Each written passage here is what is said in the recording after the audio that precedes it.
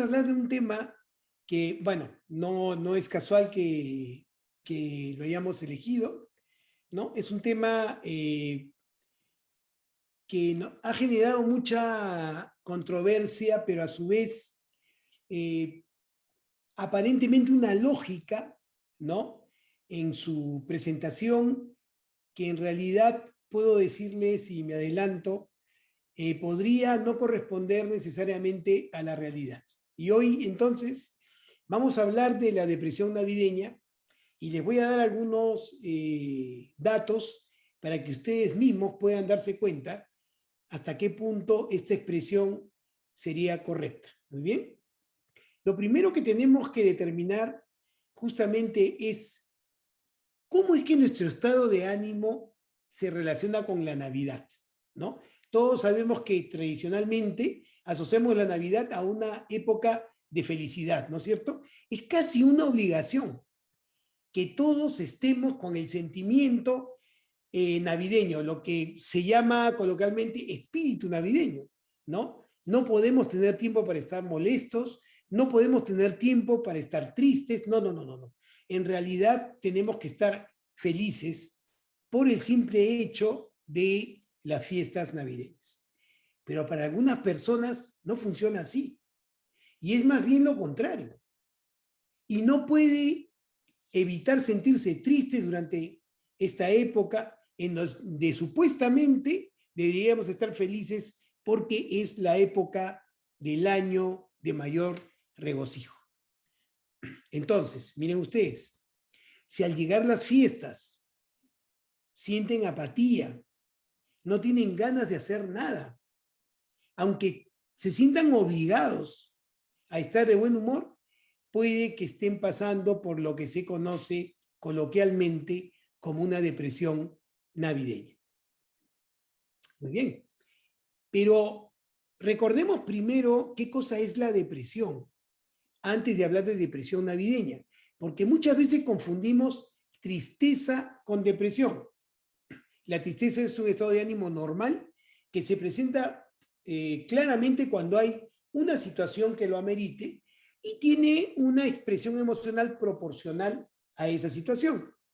Y una vez que uno resuelve esa situación o hace un trabajo cognitivo adecuado de lo que está sucediendo, usualmente la sensación de tristeza desaparece. Entonces es normal sentirse triste por la pérdida de un familiar, es normal sentirse triste por la pérdida de un trabajo, es normal sentirse triste por el viaje de un amigo, por el viaje de un familiar, ¿no? Pero eso no constituye un trastorno depresivo mayor o un trastorno depresivo como trastorno en sí, puesto que, como les decía, es una situación momentánea, justificada y que sobre todo no genera en el individuo disfuncionalidad. Es decir, esa tristeza no evita que yo vaya a trabajar, esa tristeza no evita que visite a mis familiares, esa tristeza no evita que me levante en las mañanas y haga mis labores sociales o laborales. Hablamos de un trastorno depresivo mayor cuando la tristeza, la falta de disfrute de las cosas que generalmente me producían placer, la imposibilidad de dormir, sea que duerma, que tenga dificultades para iniciar el sueño o mi sueño se interrumpa, o al contrario, dormir demasiado, ¿no? Una ansiedad muy intensa, una preocupación sobre el futuro con pensamientos catastróficos, sobre qué cosa va a pasar después.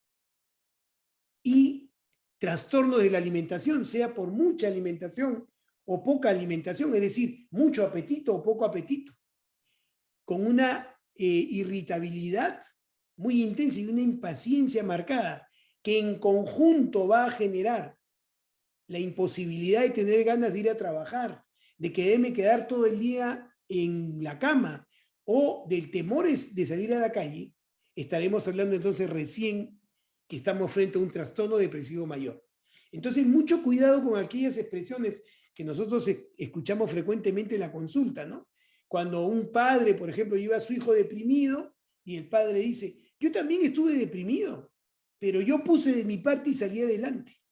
Cuando uno de los síntomas de la depresión es justamente la imposibilidad de poner de su voluntad para poder salir del cuadro depresivo. Entonces, como les digo, es importante diferenciar tristeza de un trastorno depresivo mayor. En ese sentido, debemos recordar que el trastorno depresivo mayor es una enfermedad crónica y es limitante y afecta aproximadamente a 320 millones de personas según la Organización Mundial de la Salud.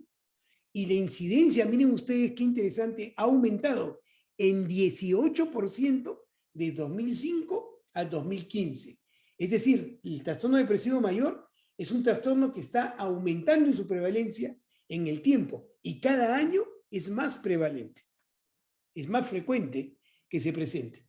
Se estima que aproximadamente el 90% de los suicidios están relacionados con algún tipo de trastorno psiquiátrico. Y de todos esos trastornos, el 60% se produce en pacientes con trastornos del estado de ánimo como la depresión. Por lo tanto, hay una cifra que es alarmante cuando hablamos de este trastorno: 800.000 personas se suicidan al año justamente por estos problemas. Entonces, como ven, la depresión es una cosa seria, ¿no es cierto? No es algo que se pueda tomar de manera superficial. Entonces, teniendo eso claro, ¿qué es lo que nos dicen las estadísticas con respecto a la depresión navideña? Vean ustedes, primero, está claro que en la época de Navidad la prevalencia de la depresión aumenta aproximadamente 30%.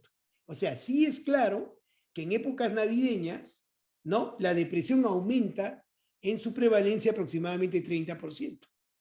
Y puede afectar a personas de cualquier edad, pero sobre todo y más frecuentemente a las personas adultas, más que a los niños.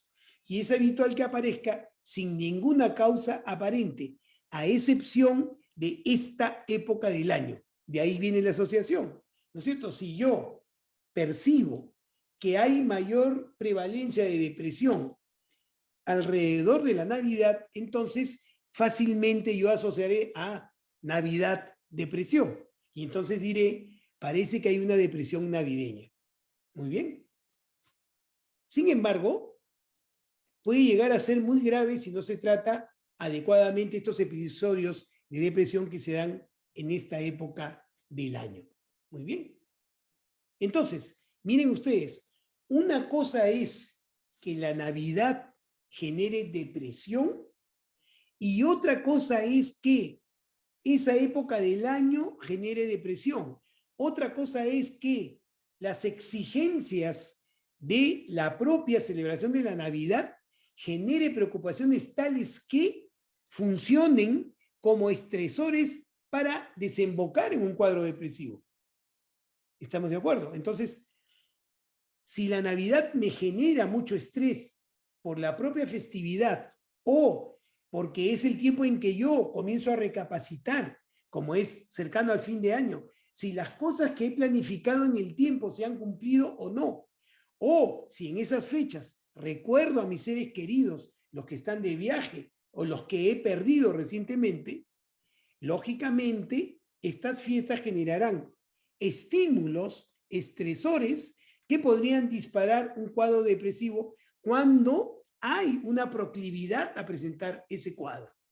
Entonces, no es que la Navidad per se, la fiesta, genere depresión, no, es que en estas fiestas hay factores estresores que pueden ser gatillantes de un cuadro depresivo en personas que tienen la posibilidad de hacerlo ante situaciones de estrés. Entonces podemos entender que uno de los factores importantes para que se genere estrés y preocupación en las fechas navideñas son las compras, la organización de comidas y eventos, el tenerse que exponer a grupos grandes para lograr conseguir aquellos regalos, ¿no es cierto?, que van a hacer felices a mis familiares, a mis hijos, a mis padres, a mis hermanos. ¿Se dan cuenta? Las obligaciones sociales, el estar contento de todas maneras. Uno no puede estar triste en la Navidad. Inmediatamente va a ser criticado. La familia va a decir, oye, ¿qué te pasa? Eres un Grinch. Cuando en realidad uno puede estar triste en cualquier época del año. Entonces, hay una sensación de tener que adoptar una eterna sonrisa. Y esta propia presión puede funcionar como un estresor para generar justamente un cuadro depresivo. Como les decía, el fin de año y la entrada del año nuevo supone un balance de los objetivos cumplidos, ¿no? Habré hecho lo que he planificado, habré logrado mis objetivos, y si no los he logrado, eso puede funcionar entonces como una situación de estrés. Cuando hay personas queridas ausentes o fallecidas, ¿no es cierto? Si yo he perdido un familiar cercano a la Navidad y la Navidad representa la unión familiar, lógicamente cuando vea reunida a mi familia, recordaré con mucho más intensidad el ser querido que he perdido. O si ha viajado recientemente y sé que no va a volver dentro de mucho tiempo. Será entonces la ecuación: fiestas navideñas, reunión familiar, ausencia de mi familiar. Lógicamente eso va a generar una situación de estrés que me puede llevar a un cuadro depresivo. Y otra cosa que es importante, señores, bien importante, la Navidad coincide con el cambio climático. La Navidad coincide con el cambio climático. ¿En qué zonas es más frecuente esta suerte de depresión navideña? En los países donde la Navidad coincide con el invierno.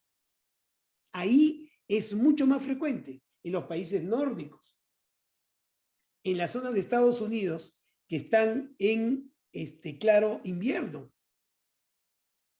Por lo tanto, es lógico pensar que un cambio brusco de clima podría ser un desencadenante de depresión, porque ahora vamos a ver que hay depresiones, sean depresiones monopolares, es decir, trastornos depresivos mayores, o depresiones dentro del trastorno bipolar que son estacionales, que más frecuentemente se van a presentar con el cambio de estación.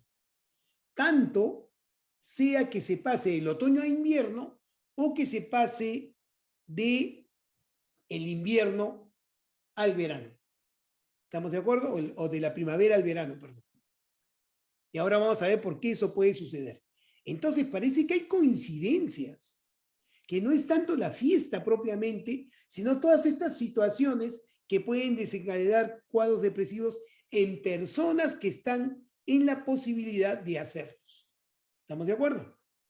Entonces, ¿cuáles son los síntomas de la depresión navideña? Porque uno dice, no, esto es depresión navideña. Miren ustedes, cuando la persona que está en estas fechas navideñas pierde el interés o incluso tiene aversión por celebrar la Navidad.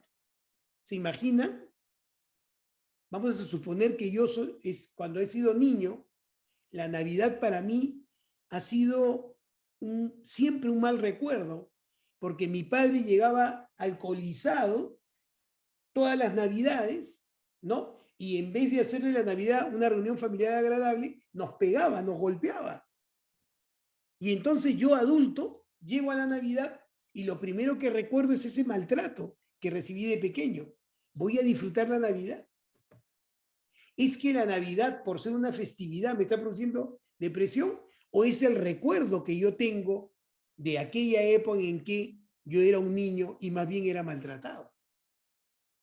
¿Estamos de acuerdo? Entonces, puedo tener una pérdida e interés de celebrar la Navidad porque me trae justamente ese recuerdo. Y entonces me va a generar aversión. ¿Qué voy a preferir? No estar en la celebración de Navidad. ¿Por qué? Porque voy a recordar aquellas situaciones, como les digo, de maltrato infantil, aquellas situaciones en que más bien yo tenía como producto final de esa celebración tristeza. Entonces, sentirse molesto o infeliz al entrar en contacto con todo lo relacionado con la Navidad, como escuchar villancicos o ver decoraciones navideñas, también puede ser síntomas de esta llamada depresión navideña. Apatía para las actividades relacionadas con los festejos navideños y un aislamiento, poco interés por la campaña de otras personas. Y miren, no es casual que haya recreado esta imagen con el Grinch. Si ustedes recuerdan la historia del Grinch, el Grinch detestaba la Navidad porque él de pequeño fue maltratado en un momento de Navidad, en un pueblo donde la Navidad era una celebración extraordinaria, era la celebración más importante de la vida del pueblo. Y en ese momento él fue maltratado en el colegio, fue ridiculizado. Y entonces el Grinch, ¿a qué le tenía odio? ¿A la Navidad propiamente? No. Recordaba el maltrato que él había recibido, que podía haber sido en cualquier época del año. Pero para su mala suerte fue en esta celebración. Y es ese recuerdo lo que le generaba aversión contra la Navidad. Entonces, ¿cuáles son las causas de la depresión navideña en realidad?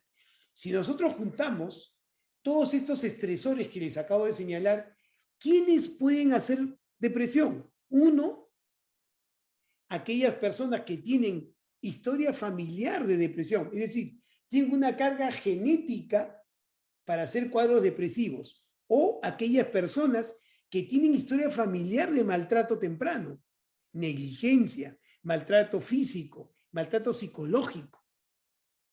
Al momento de las fechas navideñas, lo que produce la Navidad son situaciones de estrés que pueden funcionar como gatillantes para hacer un primer cuadro depresivo. ¿Quiénes más pueden hacer depresión? Aquellos que sufren, como les decía, de depresiones estacionales. Es decir, que cada vez que el clima cambia, hay una alteración de una neurohormona que se encarga de regular el ciclo sueño-vigilia y que además regula el estado de ánimo, que se llama melatonina, que estoy seguro ustedes han escuchado en algún momento. La melatonina es una neurohormona que responde a los cambios de clima. Y cada vez que hay un cambio de clima importante, esta neurohormona se desregulariza, es decir, comienza a alterar su proceso de regulación del estado de ánimo. Y entonces esto funciona como un gatillante para la depresión, sea la depresión monopolar o un estado de depresión bipolar. Entonces está relacionado, como les digo, con el cambio de clima. Y aquellos países donde el cambio de clima sea más importante, ¿no es cierto? Como les digo, como aquellos que pasan al invierno, ¿no? Tendrán esta depresión. Y miren ustedes, ¿cómo estaremos nosotros condicionados con la Navidad? Que nuestra imagen de Santa Claus es un gordo, ¿no es cierto? Vestido de invierno, vestido para resistir el frío en invierno. Y acá nos estamos muriendo de calor. En la Navidad, ¿qué tomamos? Chocolate caliente en verano. ¿Ah? Y comemos panetón, por supuesto, que es más bien un pan con un resultado energético alto, como si estuviéramos en invierno. ¿Y cómo son nuestros adornos? Un árbol de Navidad que es un pino, ¿no es cierto? Con nieve. ¿Ah? ¿Qué les parece? Entonces, toda esta ambientación que no corresponde a nuestra propia celebración es lo que condiciona estos recuerdos, ¿no es cierto?, de momentos más bien tristes. Otra causa frecuente, como les decía, es la gente que tiene una depresión bipolar, porque las depresiones bipolares se dan más frecuentemente con los cambios de estación, como habíamos dicho anteriormente. Y por último, aquellas personas que tienen historia de depresión, lo que nosotros llamamos depresiones recurrentes. Entonces, es más factible que una persona con depresión recurrente haga un cuadro depresivo en Navidad por todos aquellos estresores que se van a producir en Navidad propios de la celebración, propios del análisis de fin de año, propios del encuentro familiar o propios del sentimiento de ausencia de nuestros familiares, sea porque viajaron o sea precisamente porque fallecieron. Entonces, ¿cómo podemos prevenir la depresión navideña? Recuerden ustedes, vamos entonces a estar en el área de la presión de la celebración. ¿Estamos de acuerdo? Hay que celebrar. Y eso nos va a obligar, ¿no?, a tratar de que la celebración navideña sea ideal. Y no hay celebración navideña ideal. Lo más importante de la celebración navideña, entendiendo que, independientemente de la religión, la Navidad representa la unión familiar, lo ideal va a ser en realidad que esté la familia junta. No importa la comida, no importa el regalo, no importa el lugar. Lo importante es que esté la familia junta. Si nosotros tenemos en la cabeza un ideal de Navidad que no se corresponde con nuestra situación familiar, con nuestra situación económica, con nuestra situación laboral, entonces nos vamos a enfrentar a un tremendo problema porque no vamos a poder llegar a aquella planificación que en realidad desde el principio está fuera de mi alcance. Entonces, para prevenir la depresión navideña, lo primero que tengo que entender es que no existe la Navidad perfecta. ¿Estamos de acuerdo? No entremos a la celebración de Navidad teniendo altos estándares de ideales, cuando en realidad bastaría con que estuviera nuestra familia, nos abracemos y nos deseemos lo mejor. Lo segundo es, organicemos con tiempo. Si nosotros somos una familia que nos encanta la Navidad, que nos encanta comprar nuevos adornos, que nos encanta armar el nacimiento, el árbol, hacer una comida rica, abundante, no hay problema. Cada uno elige cómo celebrar la Navidad. Pero tienen que entender que todo esto que queremos para la Navidad necesita una planificación anticipada. Porque nos pasa con frecuencia que esperamos el último momento. Bueno, los peruanos somos famosos en eso. Esperamos el último momento para ir a comprar. Esperamos el último momento para ir a sacar el pavo. Esperamos el último momento para inclusive cobrar nuestro sueldo que nos permita poder afrontar el gasto. Y entonces eso nos va a enfrentar a una angustia terrible. Y eso puede ser un desencadenante de un cuadro depresivo, si es que yo soy un depresivo recurrente, si es que tengo historia familiar de depresión, podría este ser un estresor. Entonces, ¿cuál es el secreto? Organicémonos. Quienes les gusta celebrar la Navidad de manera compleja, bienvenido, pero organicemos con anticipación. Por lo tanto, no nos encarguemos solos de todo. Hay personas que pensamos que si no estamos nosotros en la preparación de la comida, en armar el árbol, en armar el nacimiento, en escoger el lugar, en comprar los regalos, no va a salir bien. ¿Se dan cuenta? Y eso no es verdad. Nadie es indispensable. Ninguno de nosotros va a descubrir la pólvora porque ponga la estrella en la punta del árbol. ¿Estamos de acuerdo? Entonces, ¿qué tenemos que hacer? Si entendemos que la Navidad es un momento de armonía, es un momento de empatía, ¿qué tenemos que hacer? Repartir las obligaciones para poderlas celebrar lo mejor posible. ¿Estamos de acuerdo? Y cuidado con esas frases como, no, es que si yo no me encargo, mis hermanos no se van a encargar. No, señor. Siempre es el mismo fenómeno. Hay personas que no les gusta hacer.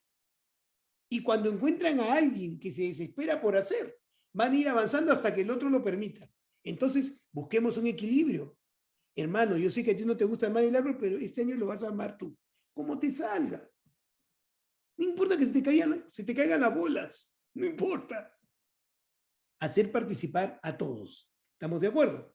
Y entonces, deleguemos, repartamos con los familiares y amigos aquellas actividades que de repente nos traen malos recuerdos.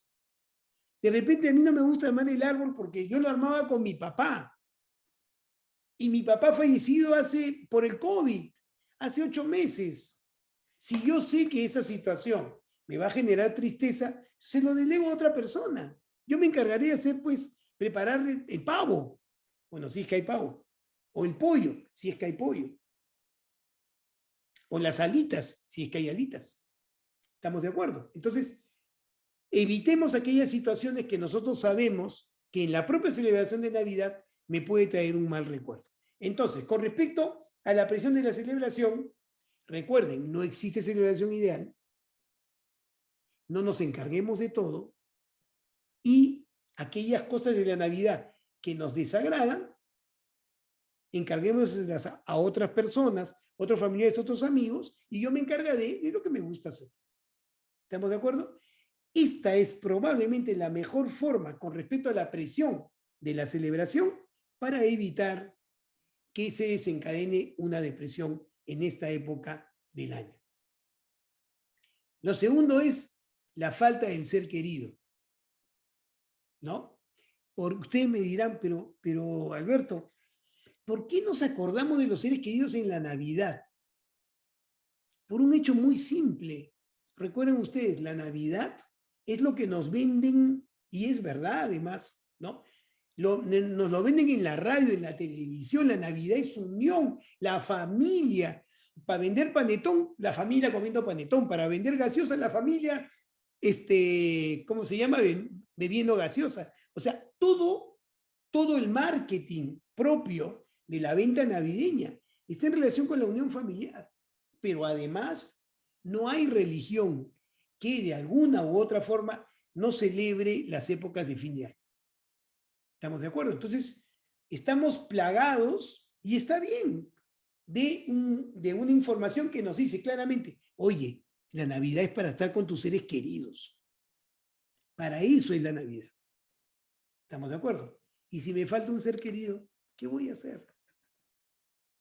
Lo primero que tengo que hacer es entender, primero, que no todo el mundo tiene que estar feliz en Navidad. ¿Qué es lo que quiero decir? Si me da tristeza la ausencia de un familiar, tengo el derecho y la libertad legítima de estar triste en ese momento. Lo que no tengo derecho es criticar a los demás porque no me entienden, o criticar a los demás porque no están igual de tristes que yo. No puedes. La emoción es personal, la tristeza es personal. Uno puede manifestar la tristeza a través de sus expresiones. Puede llorar de repente en el momento que parten el panetón porque ahí es que recuerdo más a mi familiar. Están en derecho y lo pueden hacer.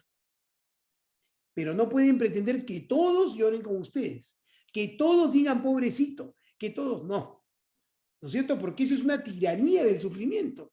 Eso es darle una festividad al sufrimiento. ¿Estamos de acuerdo? Y no tenemos por qué hacer eso. Segundo, busquemos estar con las personas queridas y disfrutar de los buenos momentos. Caramba, no está mi familiar, pero está este otro familiar que es querido, que es empático conmigo, que me ha cuidado. ¿Por qué privar a los familiares que están con nosotros de nuestro cariño y nuestro reconocimiento por los que no están? Yo estoy seguro que los que no están no querrían eso. Querrían que más bien los recordemos con felicidad. Pero yo sé que es difícil. No les estoy pidiendo eso. Lo que es importante es que si sienten ustedes tristeza, expresen esa tristeza, pero no pretendan que todos los demás estén al mismo tono, con la misma angustia y con la misma tristeza de ustedes. Entonces, siéntanse libres, por supuesto, de expresar tu tristeza, pero recuerden ustedes que también están asistiendo a esa Navidad familiares que son importantes para ustedes, que los quieren y que están esperando reciprocidad en la muestra de cariño. Podemos también tener lejos a nuestros seres queridos, ¿no es cierto? Entonces lo recordaremos por todo lo bueno que hemos pasado por ellos, con ellos, ¿ya? Y buscaremos compañía de familiares que nos anexen en su recuerdo. Y procuraremos comunicarnos con ellos, no importa lo lejos que estén. Ahora es mucho más fácil con las redes sociales, con la comunicación a través del Internet. ¿Estamos de acuerdo? Y entonces es normal que echemos pues de menos a un ser querido en estas fechas. Como les digo, dejen que la tristeza fluya, no hay ningún problema, es su derecho. Y busquemos entonces actividades y tradiciones que no nos asocien con esa persona. Si es que tanta tristeza nos da. ¿Estamos de acuerdo? Y estas van a ser formas de amenguar la pena de que el ser querido esté de viaje o haya fallecido. Porque, les vuelvo a repetir, probablemente la fórmula más eficaz en este caso es tener empatía, no solamente por los que ya no están, sino también por los que están. ¿Se dan cuenta?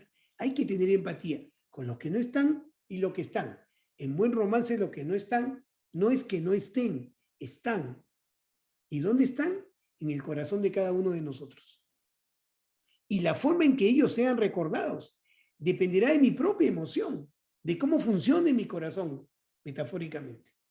Entonces, queremos tenerlos siempre vivos y queremos tenerlos contentos. Recordémoslos con felicidad, en sus buenos momentos, en aquellas cosas que han hecho justamente que lo recuerde tanto y que lo quiera tanto. ¿Se dan cuenta? Esa es probablemente la mejor fórmula para pasar por este bachecito. Y por último, nuestras expectativas, ¿no? Vean ustedes. Hay que relajarse y disfrutar. La Navidad no solamente es una celebración donde está la familia, es un momento también de vacaciones para nosotros. Y nosotros tenemos que aprovechar esos momentos para que sean de calidad, no solamente para nosotros, sino también con la gente que estamos compartiendo esos momentos, ¿no? Es muy difícil que uno haya podido lograr todo lo que planificó en el año. Y entonces se aferrará a aquellas cosas que logró hacer, más aún en tiempos como este. El 2020, el 2021 no han sido años en los que hayamos podido realmente lograr objetivos claros o disfrutar, porque hemos estado en situación de emergencia. Celebremos la vida, celebremos que estamos ahí, celebremos que, a pesar de todo, hemos seguido adelante. Eso es lo que hay que celebrar en Navidad. Entonces, hay que dedicarnos tiempo a nosotros mismos para disfrutar de estas cosas y tener ilusión, no solamente por lo que hemos logrado, a pesar de las dificultades, sino también de nuestros planes futuros, de la posibilidad de que el próximo año sea mejor año. Por lo tanto, analicemos nuestros pensamientos, modifiquemos esta sensación negativa de lo que ha pasado y lo que va a venir, sin dejar de ser realistas, para que vean ustedes que probablemente la primera bendición es que estamos vivos y estamos con las personas que queremos y que estamos celebrando una festividad que gracias a las características de ella la podemos celebrar independientemente de cómo haya pasado el año. Porque la empatía y la unión familiar nunca se pierde, independientemente de la intensidad de la crisis. Las familias más fuertes son las familias flexibles, son las familias que se adaptan, son las familias que a pesar de todo están juntos con empatía y se quieren.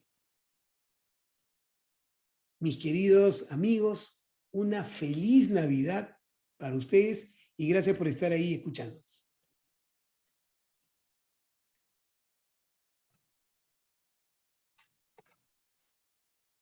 Ahora sí, vamos a pasar a responder una serie de preguntas que nos han ido haciendo a través de nuestro chat. Y hay una pregunta que nos comenta lo siguiente, ¿no? Doctor, ¿qué podemos hacer para que nuestra tristeza que se puede presentar en estas fechas no influya en los demás? ¿Qué recomendación le podemos dar a esta persona que nos está viendo ahora? Excelente pregunta. Miren, lo primero que hay que hacer es reconocer la tristeza.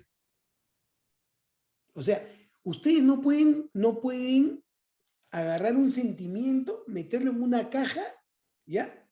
Y tirarlo al fondo para que no moleste a nadie. Eso no se puede hacer. Además, no es legítimo. No son ustedes. La tristeza por una situación o un familiar hay que sentirla y hay que reconocerla. Porque si no la siento y no la reconozco, nunca la voy a poder solucionar. Porque siempre va a estar latente. Entonces, no, miren este pensamiento, miren qué catastrófico este pensamiento. Estoy triste porque ha fallecido un familiar y encima me siento culpable por sentir esa tristeza porque voy a entristecer a los demás. No, pues, ¿me comprenden? Ese es un pensamiento irracional. La tristeza que ustedes tienen es de ustedes.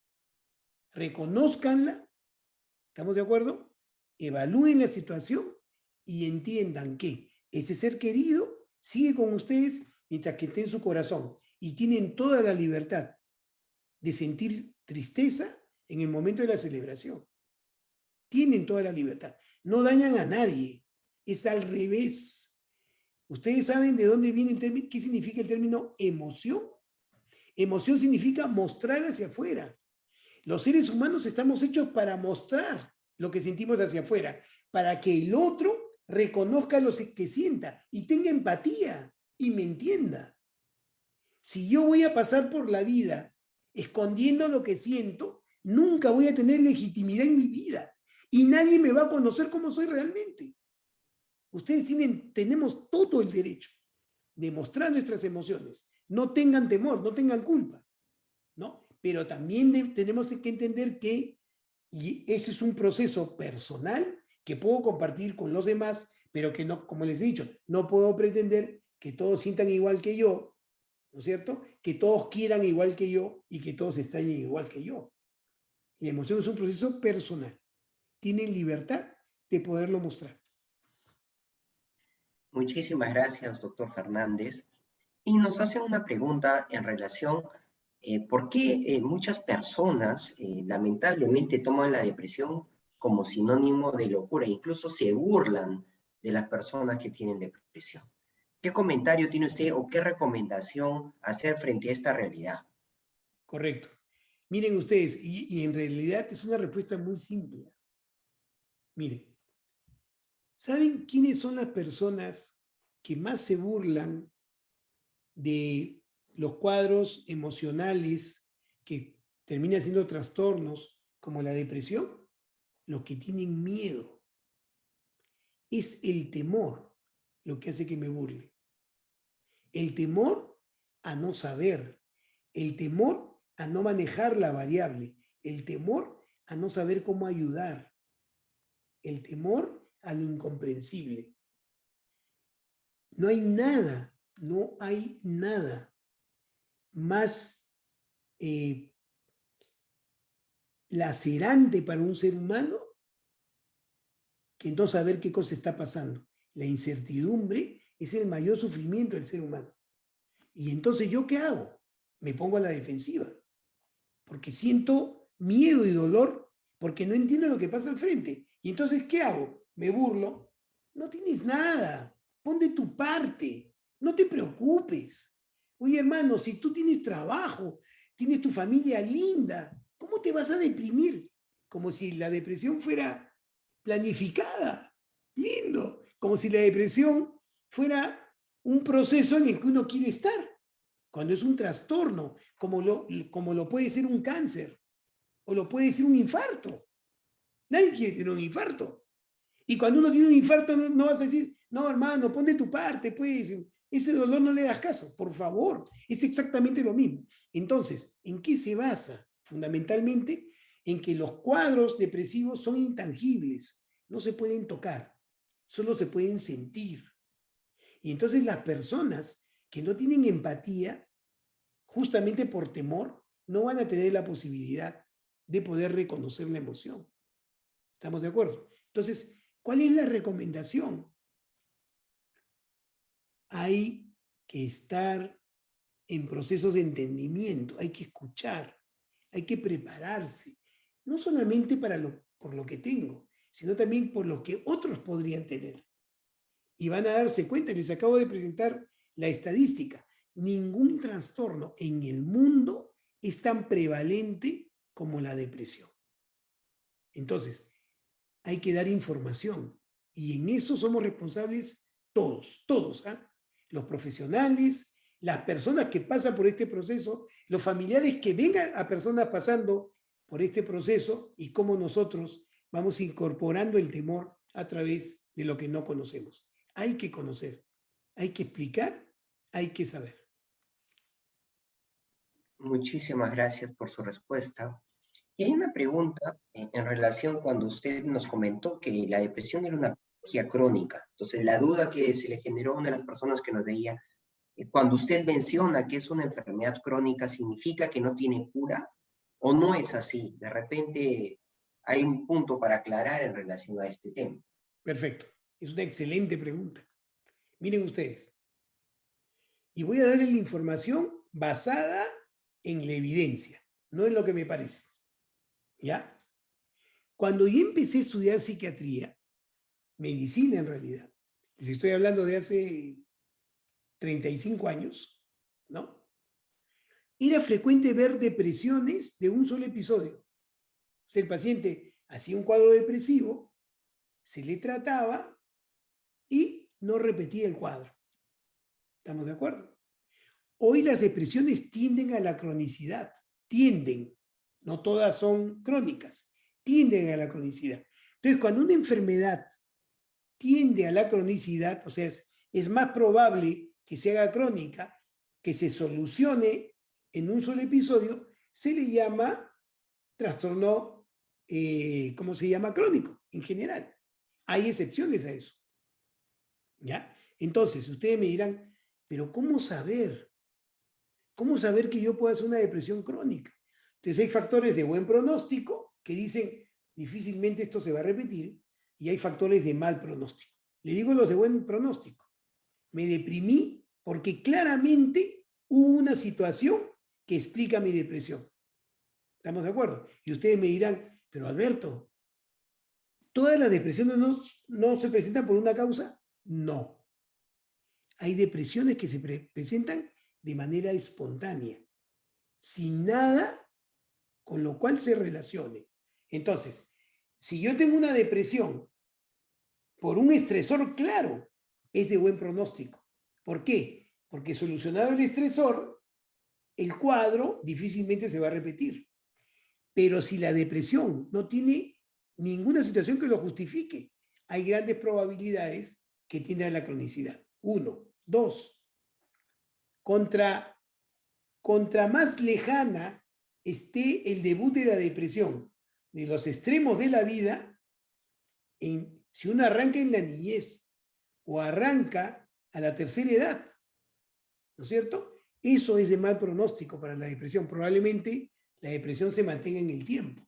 Pero si uno hace un cuadro depresivo en la adultez temprana, probablemente hay más probabilidades de que se presente un solo episodio.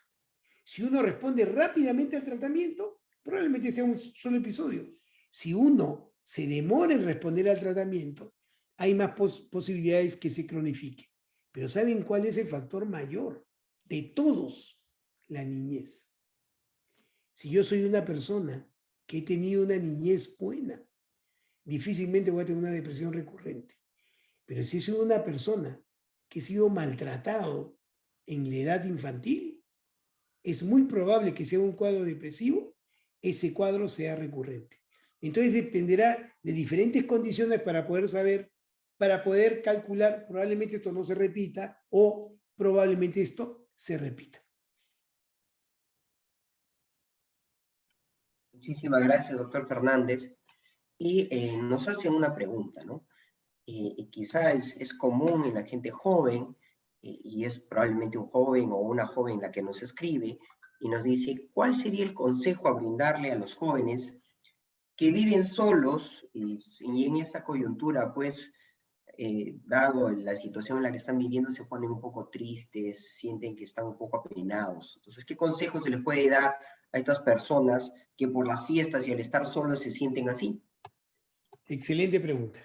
Vamos a empezar desde un concepto básico. Miren ustedes, ¿saben cuál es el problema del ser humano? El problema del ser humano es que cuando está siempre inmerso en algo bueno, pierde la sensibilidad para disfrutarlo.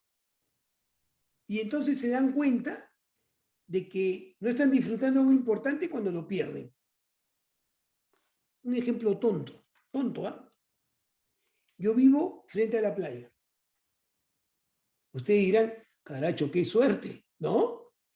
Pero si yo vivo frente a la playa desde pequeño, ¿no es cierto? El día me voy a acostumbrar al paisaje, me voy a acostumbrar al aire puro, me voy a acostumbrar a bañarme en la playa, a jugar con las olas, me voy a acostumbrar. Y entonces eso ya no va a ser un factor que me genere gozo, porque está siempre ahí.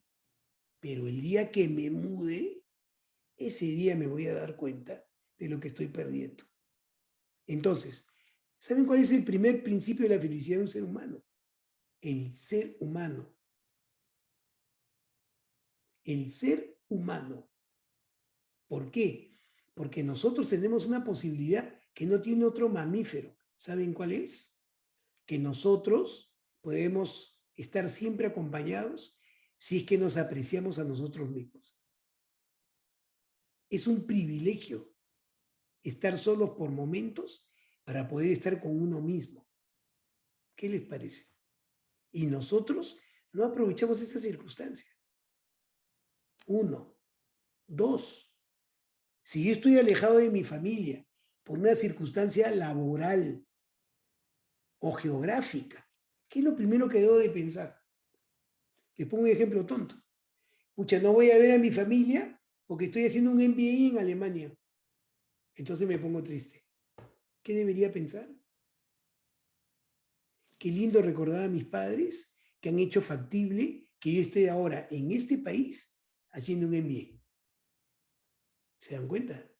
Entonces, es como uno quiere ver las cosas. Uno nunca está solo si uno se quiere uno mismo. Uno nunca está solo si es que esa soledad tiene una razón, tiene un sostenimiento.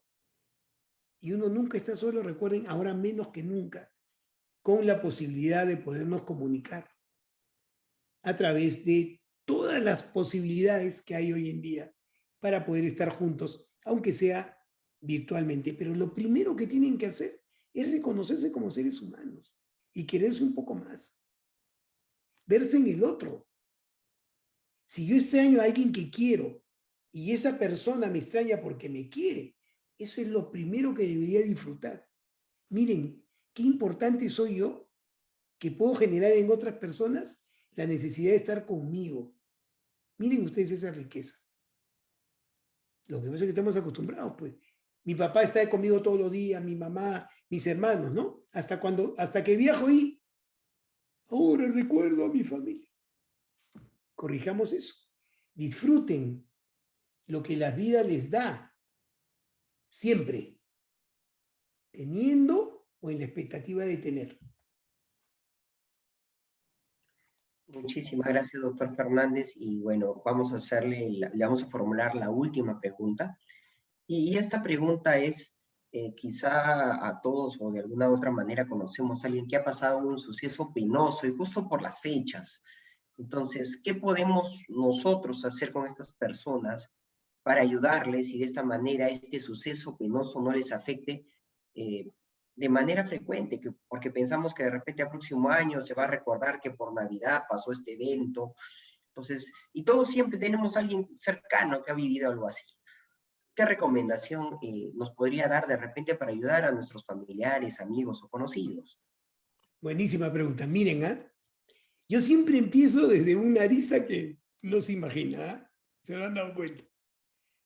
¿Saben cuál es la primera forma que uno tiene para ayudar a otra persona? ¿Saben cuál es? Primero, no programar su tristeza.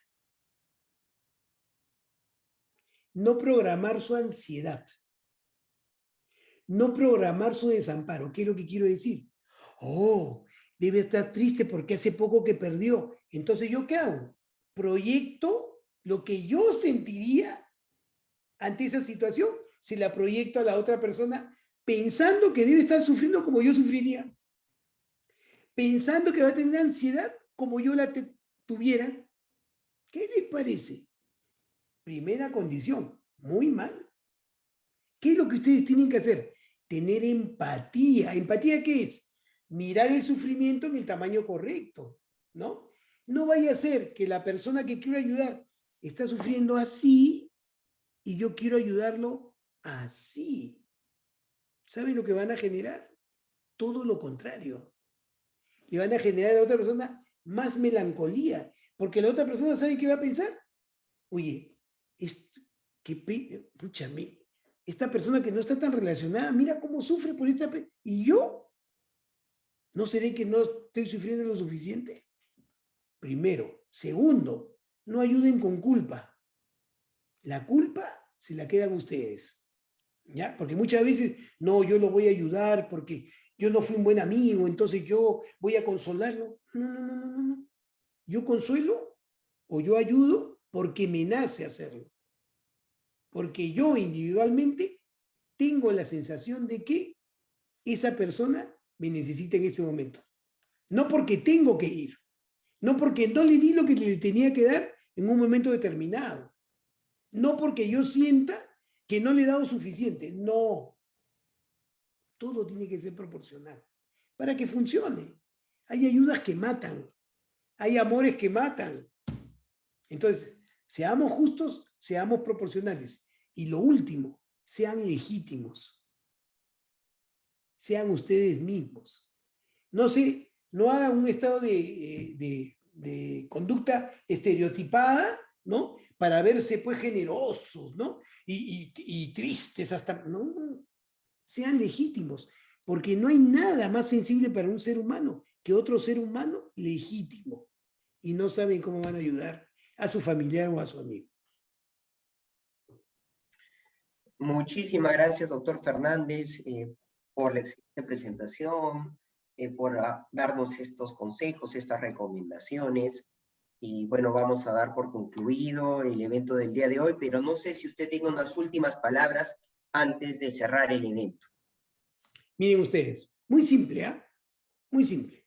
La Navidad es un evento que convoca a la unión entre las personas, la unión familiar, la unión amical. Es un momento para celebrar el estar juntos, llámenle como quieran. Eso inevitablemente convoca a sus seres queridos y convoca probablemente a gente que usted no ven hace tiempo. Y recuerden a gente que hace tiempo no recuerdan. Y extrañen a personas que están lejos. Todo eso constituye un solo proceso, que es un privilegio para el ser humano. Y es la empatía. Quiéranse, abrácense, no pierdan esa oportunidad. No importa el regalo, no importa la cena, no importa. Lo que importa es que estén juntos. Si ustedes entienden ese tránsito, no les va a faltar nada en Navidad. Nada les va a faltar, porque van a estar con las personas que quieren. Tengan una feliz Navidad. Muchísimas gracias, doctor Fernández, nuevamente, por todos los consejos que nos ha brindado el día de hoy. Y más bien, antes de terminar, creo que no se ve mi presentación. Sí, se ve. A ver. Bueno, hacerles presentes de que pueden seguirnos a través de nuestras redes sociales. En Facebook, donde ustedes pueden haber accedido a esta charla, la vamos a publicar en los próximos días para que la puedan escuchar. De repente algún familiar suyo le recomiendan la charla porque hemos encontrado puntos muy valiosos e importantes, así que lo vamos a compartir en los próximos días y también nos pueden seguir por nuestras redes sociales en LinkedIn e Instagram. Muchísimas gracias por estar hoy con nosotros, doctor Fernández. Muchísimas gracias a ustedes. A ustedes por la Y a nombre invitación. de Laboratorios Vago, nos estamos despidiendo. Muy buenas noches. Feliz Navidad para todos. Una feliz Navidad para todos. Unas felices fiestas.